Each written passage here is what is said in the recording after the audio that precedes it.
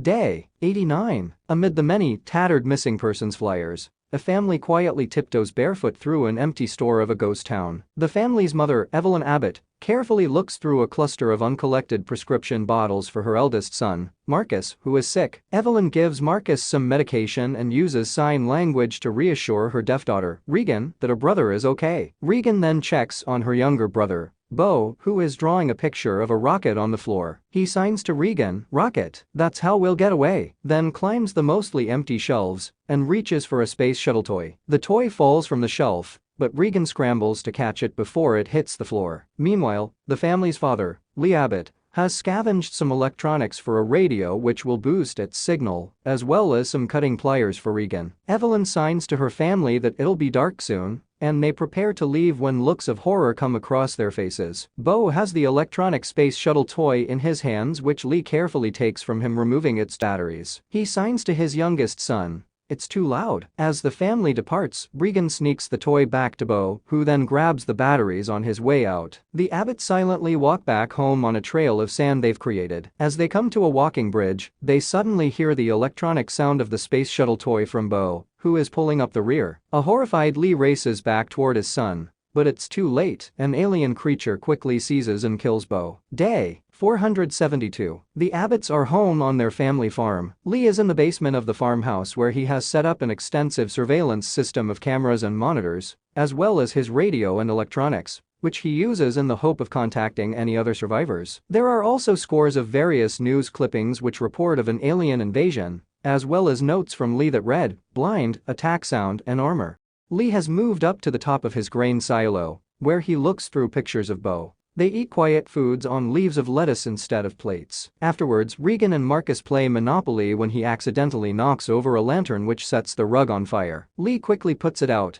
and they quietly wait for the consequences. It seems as though they've dodged a bullet, but then hear a loud noise on the roof. Lee looks out the window and is startled, but relieved to see a raccoon fall from the roof. He heads down into the basement to work on a cochlear implant processor, which will help his daughter hear. Day 473. While Lee is pouring down more sand on their walking paths, Evelyn is in the cellar checking her blood pressure. Her due date is just a couple weeks away. She places a stethoscope to her abdomen, revealing a strong, healthy heartbeat. Regan enters the house being careful to walk only on the marked parts of the floor, which don't creak, and wants to go down into the basement, but her dad stops her. He has added small amplifiers from a stereo to her new cochlear implant processor and wants to put them on Regan, but she stops him and signs that they never work. Lee, disheartened, hands them to her instead and starts to set out on an excursion. He wants Marcus to come with him, but the boy is scared and doesn't want to go. Instead, it's Regan who wants to go, but Lee tells her to stay and take care of her mom. She runs to her room and tries on the new cochlear implant processor. When they don't work, she's devastated. Regan packs a bag which includes her cutting pliers and a wrapped object from her dresser, then leaves the farm.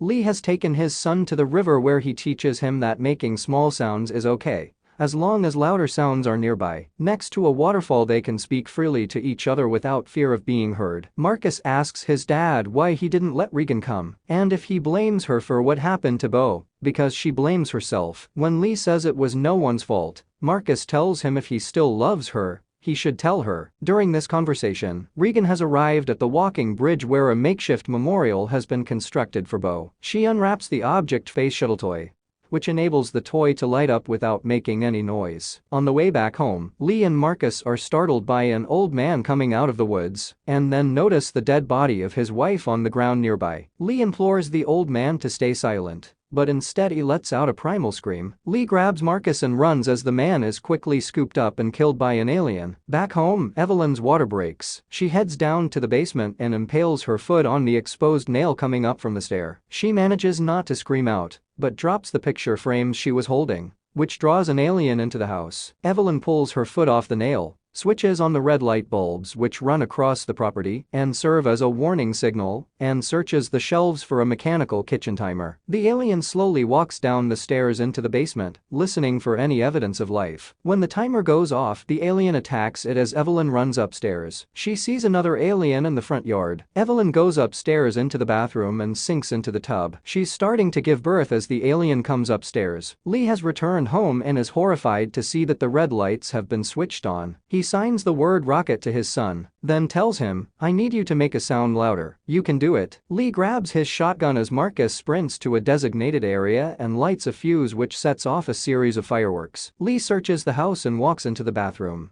where he sees an empty bathtub covered in his wife's blood. He starts to weep, believing Evelyn is dead, then discovers that she is safe and hiding in the shower with their new baby boy. Marcus, meanwhile, is walking back toward the house when he hears an alien. He makes a run for it into the cornfield, but runs straight into a tractor wheel, knocking himself unconscious. Regan has returned home and notices the beam of Marcus's flashlight coming out from the cornfield, but cannot hear the alien coming up behind her. But as the alien moves closer, Regan's cochlear implant processor starts producing high-pitched feedback which distresses the alien, causing it to run off. Regan finds Marcus, and they retreat to the top of the grain silo. Lee has taken Evelyn to the cellar and placed his new son into the soundproof crib. Lee leaves to look for the kids as we see water rushing down into the cellar. Later, Evelyn wakes to find that the cellar has flooded. On top of this, an alien has climbed down inside the room, and the baby is sleeping in the soundproof crib, but the top is open. Evelyn carefully picks up her baby and slinks to the back of the cellar behind the waterfall flooding the room. On top of the silo, Marcus signs, "Don't worry. He'll come for us." But Regan shakes her head, replying, "He'll come for you." All of a sudden, a hatch on the top of the silo breaks, causing Marcus to fall inside of it. As he's slowly drowning in the grain, the hatch breaks away completely and falls into the silo, just missing Marcus. Regan, herself, jumps into the silo and successfully saves her brother by pushing the hatch towards him so he can grab hold of it. However, she herself quickly sinks into the grain. Marcus climbs onto the hatch and pulls out his sister to safety. Regan and Marcus both sit safely atop the silo door, but then they hear a crash on top of the silo. The alien from the flooded cellar jumps in the silo as the kids cover themselves with the hatch door.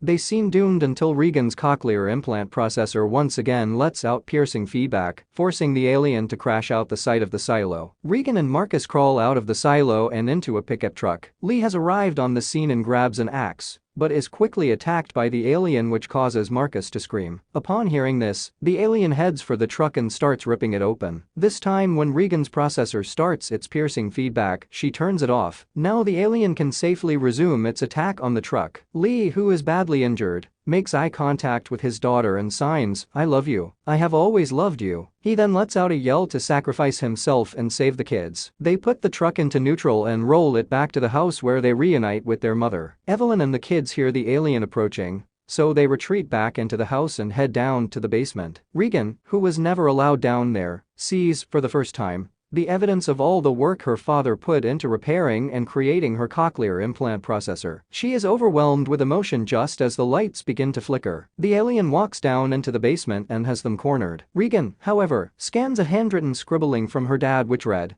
"What is their weakness?" Then takes a quick glance at the hearing aids on his workbench. And eureka! She switches on her cochlear implant processor, creating feedback and causing the alien to shudder. Regan then amplifies the feedback by holding the processor up against a microphone. The alien collapses, then slowly stagger back up on its feet. But Evelyn has grabbed Lee's shotgun and blows its head to pieces. When they see on the surveillance monitors that this little brouhaha has seemingly brought every alien in the county to their home, Regan turns up the speakers while Evelyn pumps the shotgun, wearing a wry grin on her face.